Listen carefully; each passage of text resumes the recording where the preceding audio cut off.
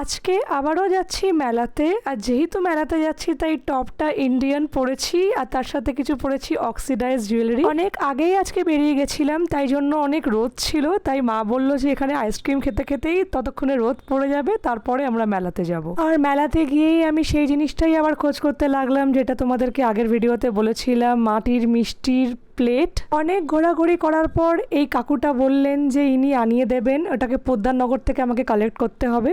তাও আমি মাকে বললাম চলো একবার গড়িহাটে গিয়ে দেখে আসি যদি ওখানে পাওয়া যায়। গড়িহাটে নেমেই এই মোটুর সাথে দেখা, একে যখনই দেখি তখনই এ শুয়েই থাকে, বাট আজকে অনেক কষ্ট করে ওকে আমি তুলেছি এবং একটা ভিডিও করলাম ওর সাথে। অন দ্য ওয়েতে কেসি দাস পড়লো আর এখান থেকে ট্রাই করলাম এই স্ট্রবেরি রসগোল্লাটা, যেটা খেতে মোটামুটি ছিল।